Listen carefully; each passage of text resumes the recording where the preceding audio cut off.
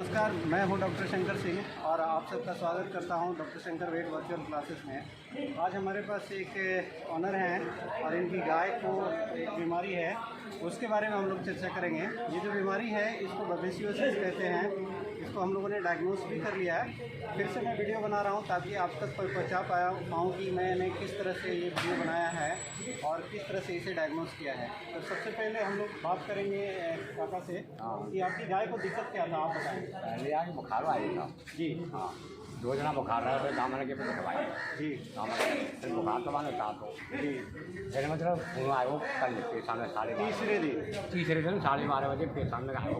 अच्छा, तीसरे दिन पेशाब में खून है। तो वो खून आता था कि वो कोको कोला और पेप्सी जैसा होता है? ना लाल सुरख हो सकता लाल सुरख रहता है। और वहाँ जहाँ पे करती है वहाँ पे झाग बनता है कि नहीं? वो अमन ना देखे सामने। अच्छा, आपने देखा नहीं? सतरा में ले लो सतरा के बनना गाँव में। हाँ हाँ, तो वो उसमें वो रंग वैसा ही का वैसा बना? लाल सुरख लाल सुरख, ठीक है। और आज हुआ आयो, आज भी आया है? जब भी पेशाब करती है पूरा का पूरा वो 2 बार करो, कल 12 बजे हाँ, 2 बार करो। तो ये जैसे बता रहे हैं कि इनकी गाय को लाल सुरख आ रहा है, लेकिन इनको उतना क्लियर नहीं होता है कि ये लाल सुरख है या कॉफ़ी कलर है। तो ऑनर नहीं लाल है, ये सब बिल्कुल लाल है। हाँ, लाल चट्टा है बिल्कुल। इनको जब भी हम पूछेंगे लाल बताएंगे, क्योंकि बबेसियोसिस में आप लोग जानते हैं कि कभी भी हेमेचूरिया नहीं होता है।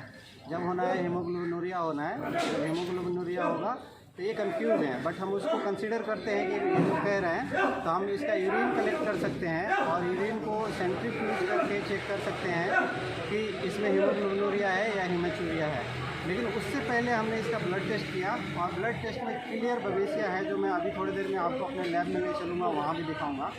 तो इसमें और एग्जामिनेशन हमें क्या करना है कि अगर ये बबेसियोसिस है या थैलेरियोसिस है। कभी कभी कुछ केसेस में थैलेरियोसिस में भी हीमोग्लोबिनूरिया होता है, तो उसको रूल आउट करना ज़रूरी है। एग्जामिनेशन करते हैं तो प्रीवियस कपलर अगर लिम्फ नोड देखें तो यहाँ पे स्लाइटली इलाज है लिम्फ नोड, और अगर आप देखें तो प्री ह्यूमरल लिम्फ नोड भी जो है वो भी थोड़ा सा बढ़ा हुआ है। बट तीसरी चीज़ जो इम्पोर्टेंट है वो ये पैंट कर रही है और इसका रेस्पिरेटरी रेट जो है वो बढ़ा हुआ है। और अगर आप देखेंगे ध्यान से तो इसका जुगुलर पल्सेशन जो है वो बढ़ा हुआ है और जुगुलर एंगोजमेंट है। ये इंडिकेट करता है कि इसका हार्ट बीट बढ़ा हुआ है और ये एनीमिक होगी। एनीमिया को अगर आपको डायग्नोस करना है तो आप म्यूकस मेम्ब्रेन को देख सकते हैं। और अगर आप म्यूकस मेम्ब्रेन थोड़ा सा सपोर्ट करना होगा, होल्ड कर लो। म्यूकस मेम्ब्रेन देखना है तो आई का म्यूकस मेम्ब्रेन हम लोग देखते हैं। आप देख सकते हैं कि यहाँ पे बिल्कुल पेल है म्यूकस मेम्ब्रेन, और ये अगर इसमें आप देखेंगे तो थोड़ा सा येलोइश का मिक्स है, पिंक वाइट के साथ येलो मिक्स है। ये इंडिकेट करता है कि कहीं ना कहीं आरबीसी की लाइवोसिस हो रही है और बिलिरुबिन रिलीज हो रहा होगा। इसको कंफ्यूज ना होने के लिए अगर फीमेल एनिमल है तो हम लोग हमेशा वल्वर म्यूकस मेम्ब्रेन देखते हैं। अगर आप चाहें तो उसके वल्वा का म्यूकस मेम्ब्रेन भी चेक कर सकते हैं। आप थोड़ा सा काका पकड़ लीजिए इसको। और vulval mucous membrane clearly indicate करता है, ये देख सकते हैं कि आप यहाँ पे पेलनेस है। अभी यूरिन नहीं है, अदरवाइज हम लोग यूरिन का भी कलर देख करके और उसे कलेक्ट करके ये बता रहे हैं कि ये 8 महीने की सामी है, गर्भवती है। इसका मतलब है कि ये रिसेंट पार्चुरेशन नहीं है। अगर रिसेंट पार्चुरेशन नहीं है तो हम लोग पोस्ट पार्चुरेंट हीमोग्लोबिनूरिया से डिफ्रेंशिएट करने की ज़रूरत यहाँ पे नहीं है। मैं कॉन्फिडेंटली इसे इसलिए बबेसियोसिस कर रहा हूँ क्योंकि हमने लैब टेस्ट कर लिया, इसका ब्लड लिया, स्लाइड बनाया और उसमें क्लियरली बबेसिया दिख रहा है। अभी हम थोड़ी देर में लैब जाएंगे, फिर वहाँ पे हम आपको दिखाएंगे कि इसका हीमोग्लोबिन लेवल क्या है, किस तरह से इसका हीमोग्राम चेंज है। वो अगर आप जानेंगे तो और आपको कन्फर्मेशन हो जाएगा और आप बता पाएंगे कि ये बबेसियोसिस का केस है और इसका ट्रीटमेंट बबेसिया का करना चाहिए। वीडियो रिकॉर्ड नहीं कर पाया था, ये उस वीडियो का दूसरा पार्ट है जो हम लोग बबेसियोसिस गाँव में बात कर रहे थे। यहाँ हम आपको अपने लैब में लाते हैं। ये है हमारे पास एक डिजिटल माइक्रोस्कोप, आप देख सकते हैं, और इसमें हमने स्लाइड लगा रखा है और आप थोड़े से क्लोज जाइए। और यहाँ पे हमने यहाँ जो स्लाइड है इसमें क्लियरली हमें अगर आप देखेंगे तो इस स्लाइड के अंदर हमारे पास डिजिटल है जो कंप्यूटर में डिस्प्ले करता है। क्लियर कट बवेसिया का पैरासाइट दिखता है अभी।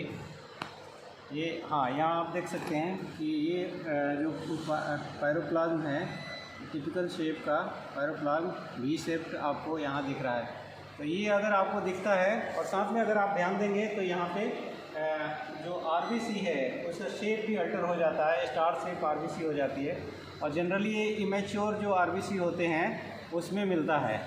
तो अगर आपको पास लैब फैसिलिटी है तो आप वहाँ पे इस तरह से भी डायग्नोस कर सकते हैं। इसके अलावा हमारे पास यहाँ लेबोरेटरी के लिए सीबीसी मशीन है। इससे हम लोग अक्सर अपना ब्लड काउंट करते हैं।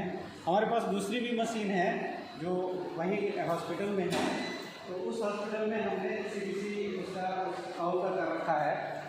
तो मैं सबसे पहले आपको बता दूं कि जब मैं हिस्ट्री ले रहा था तो ऑनर बता रहा था कि जो काउ है वो सिर्फ लाल कलर की यूरिन करती है। तो फिर कुछ देर के बाद उसका यूरिन कलर उसने यूरिन किया और हम लोगों ने यूरिन कलेक्ट किया था।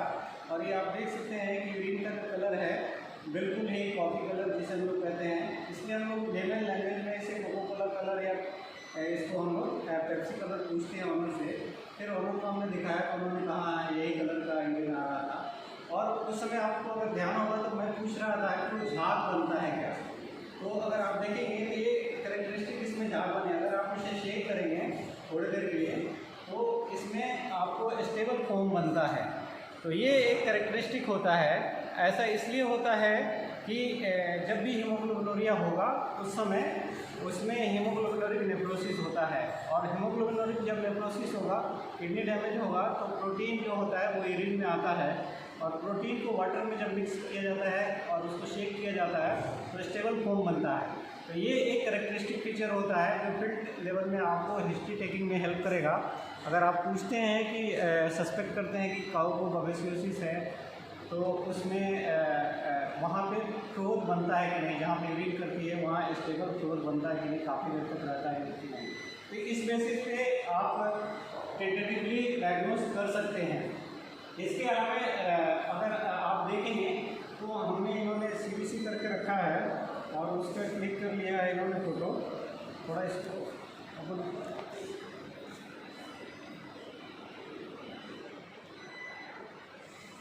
ये आप देखिए यहाँ पे ये टिपिकल पैटर्न है। अगर आप सीबीसी का पैटर्न देखेंगे तो यहाँ पे हम ध्यान से देखिए तो डब्ल्यूबीसी में कोई अंतर नहीं है, 6.5 है, आरबीसी 2.6 है और हीमोग्लोबिन अगर आप ध्यान से देखें तो 3.7 है और पीसीबी भी 10.2 है, एमसीबी लो है।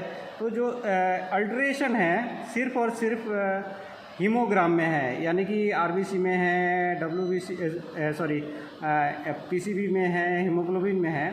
लेकिन ल्यूकोग्राम जो 6.2 का डब्ल्यूबीसी काउंट है वो बिल्कुल नॉर्मल है।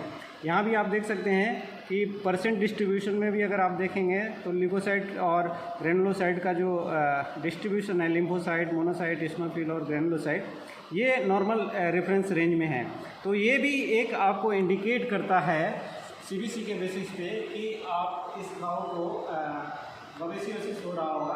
क्योंकि अपनी कंट्री में जो बवेसिया पाया जाता है उसमें बवेसिया बाइजेमिना रहता है और बवेसिया बाइजेमिना कोई इन्फ्लेमेटरी साइटोकाइन का रिलीज़ नहीं करता है, सिर्फ पायरोजन रिलीज़ करता है। इसके चलते फीवर आता है और उसके बाद उसमें कोई भी इन्फ्लेमेटरी चेंज नहीं होता है अलावा पायरोजन के।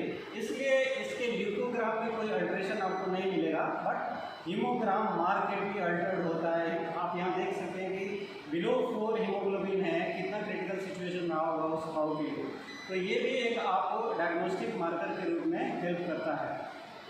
अब अगर आपने डायग्नोस कर लिया, आपको पता चल गया कि इसे बवेसियोसिस है, तो उसे मैनेज कैसे करना है ये भी इम्पोर्टेंट पार्ट है। तो आपको बवेसिया के लिए ट्रीटमेंट यूज करना है। आप लोग जानते हैं बवेसिया के लिए there are so many medicine, so you can go for guanidinogen acetate, you can also go for other medicines which are available in the market, but guanidinogen acetate को जो कहा जाता है ये सफिशिएंट होता है बवेसिया, लार्ज बवेसिया को क्लीन करने के लिए, और इससे बड़े आराम से बवेसिया को ट्रीट किया जा सकता है। लेकिन सिर्फ बवेसिया को ट्रीट करके आप घाव को नॉर्मल नहीं कर सकते हैं। आप यहाँ पे देख रहे हैं कि इसका हीमोग्राम जो है कितना अल्टर है, तो हमें हीमोग्राम को भी टारगेट में रखना होगा और इस हीमोग्राम को अप करना होगा। एक तो आप आरबीसी की लाइसिस को रोकेंगे, तो आरबीसी की लाइसिस रोकना है तो जो भी सेकेंडरी कॉम्प्लिकेशंस हैं उसको आपको मैनेज करना होगा और आपको ट्रीट करना है। तो एक तो आरबीसी को स्टेबलाइज करना है। इसमें आरबीसी की लाइसिस जो होती है ऑक्सीडेटिव स्ट्रेस मिटिगेटेड भी होती है और आरबीसी की लाइसिस होती है तो फॉस्फेट लेवल भी कम हो जाता है। तो आप जानते हैं सेल मेम्ब्रेन जो है सेलुलर मेम्ब्रेन है फॉस्फोलिपिड का बना होता है, तो फॉस्फेट का रिक्वायरमेंट इम्पॉर्टेंट है, इसलिए सोडियम एसिड फॉस्फेट आप यूज करेंगे, साथ में antioxidant like ascorbic acid use करेंगे तो आरबीसी की स्टेबिलिटी बढ़ जाएगी। साथ ही साथ अगर आप देखते हैं कि हीमोग्लोबिन लेवल इतना लो है कि यहाँ पर ब्लड ट्रांसफ्यूजन की भी रिक्वायरमेंट होती है, लेकिन ब्लड ट्रांसफ्यूजन अगर पॉसिबल नहीं है तो आरबीसी फास्ट जितना बन सके उतना आपको उसको हेल्प कराना है, क्योंकि यहाँ पर किडनी उसकी काम कर रही होगी। तो किडनी अगर फंक्शनल है तो सिर्फ आप ऐसा कोई ड्रग लगाएंगे जिससे कि उसका एरिथ्रोपोइसिस बढ़ जाए तो उससे उसको बहुत ज़्यादा हेल्प मिलेगा। कोई भी एंटीऑक्सीडेंट यूज कर सकते हैं, लेकिन ascorbic acid is the best. वो एक तो एसिडिफाई करता है जिससे आरबीसी की मेम्ब्रेन की स्टेबिलिटी रहती है, साथ ही साथ वो एंटीऑक्सीडेंट की तरह काम करता है। और जो सोडियम एसिड फॉस्फेट है वो मेम्ब्रेन को भी स्टेबलाइज करता है और फॉस्फोरस जो रिक्वायरमेंट है एटीपी सिंथेसिस के लिए जो चाहिए उसको भी प्रोवाइड करता है। तो आपको सोडियम एसिड फॉस्फेट इंजेक्टेबल देना पड़ेगा, साथ ही साथ ओरल देना पड़ेगा। मैं कह रहा था कि आप सेकेंडरी स्टिमुलेटर एरिथ्रोपोइएटिन के प्रोडक्शन को जो एनहांस करे उस तरह के ड्रग को भी आप यूज कर लेंगे तो फास्ट आरबीसी का सिंथेसिस हो जाएगा। जैसे नेट्रोनॉन जो होते हैं, एनाबॉलिक स्टेरॉइड होते हैं, वो एरिथ्रोपोइएटिन के प्रोडक्शन को बढ़ाते हैं। अगर उनको आपने यूटिलाइज किया तो फिर आरबीसी का प्रोडक्शन बढ़ जाएगा। लेकिन आरबीसी के लिए बेसिक प्रोडक्शन के लिए जो बेसिक रिक्वायरमेंट है जैसे बी कॉम्प्लेक्स है या आयरन है वो भी साथ में आपको देना होगा। लेकिन एक बात विशेष ध्यान रखना है कि आपको आयरन इंजेक्टेबल फॉर्म में नहीं देना है कभी भी। अगर आयरन इंजेक्टेबल फॉर्म में देंगे तो उसके और भी अनटूवर्ड इफेक्ट होते हैं। अगर आपको आयरन देना है तो हमेशा आप कोशिश करें कि ओरल आयरन दें, क्योंकि जब आरबीसी की लाइसिस हो रही होगी उस समय ऑलरेडी हीमोसिस्टिक बहुत ज़्यादा ओवरफ्लडेड होता है और वो स्प्लीन और लीवर में डिपोजिट होता है। अगर आप आयरन देंगे तो ये वन वे एलिमेंट होता है, बॉडी से निकलता नहीं है, ये इमीडिएटली जाके लीवर में डिपोजिट होता है और वहाँ पे हेपेटाइटिस करता है और सीवियर जॉन्डिस होता है, फिर एनिमल के मरने के चांसेस बढ़ जाते हैं। इंजेक्टेबल आयरन हमेशा आपको अवॉइड करना चाहिए। बेसिक ओरल आयरन देने के पीछे रीजन ये है कि अगर आप ओरल आयरन देंगे तो उतना ही आयरन एब्जॉर्ब होगा जितना बेसिकली रिक्वायर्ड होगा और आरबीसी के सिंथेसिस के लिए होगा। तो आप ओरल आयरन देंगे, आयरन प्रिपरेशन देंगे तो वो फायदेमंद है, लेकिन इंजेक्टेबल आयरन हार्मफुल हो सकता है, क्योंकि लीवर ही है जो रेगुलेट करता है आयरन के एब्जॉर्प्शन को। अगर लीवर ओवरफ्लडेड होगा तो हेपेरिन एक हार्मोन होता है उसका रिलीज होता है और वो आयरन के एब्जॉर्प्शन को चेक कर देता है। लेकिन अगर लीवर ओवरफ्लडेड नहीं है, आयरन लेवल लो है ब्लड में, तो हेपेरिन नहीं आता है और आयरन का इंटेस्टाइन से एब्जॉर्प्शन हो जाता है। तो आपको आयरन इंजेक्टेबल में अवॉइड करना चाहिए। साथ ही साथ जैसे आप देख रहे थे हीमोग्लोबिन लेवल बहुत लो है, अगर आप उसे एक्साइट करेंगे एनिमल को या उससे थोड़ा भी एक्सरसाइज देंगे तो कार्डियक अरेस्ट आने के चांसेस रहते हैं। तो कंप्लीट रेस्ट देने की ज़रूरत है।